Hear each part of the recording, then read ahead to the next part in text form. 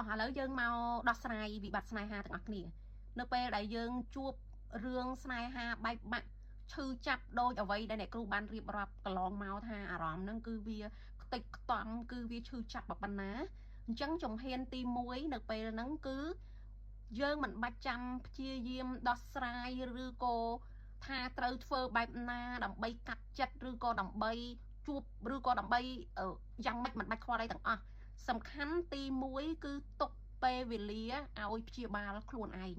ខ្មែរយើងចំណាំនិយាយថាពេលវេលាជាអ្នកដោះស្រាយអញ្ចឹងយើងទុកពេលវេលានឹងសិនតែកំឡុងពេលដែលយើងទុកពេលវេលាហ្នឹងគឺយើងត្រូវតែផ្ដោតមកលើខ្លួនឯងជួយខ្លួនឯងឲ្យទទួលស្គាល់ថារឿងហ្នឹងគឺជារឿងពិតយើងបានបែកបាក់ស្នេហាហើយយើងបានបាត់បង់ហើយអារម្មណ៍យើងពេលខ្លះអារម្មណ៍យើងអត់ទទួលស្គាល់ប៉ុន្តែគំនិតរបស់យើងហ្នឹងយើងត្រូវតែគិតថាយើងបាត់បង់ហើយយើងបែកបាក់ហើយមិនបាច់ចាំព្យាយាមបោះជំហានទៅកាន់អនាគតមួយដែលថ្មី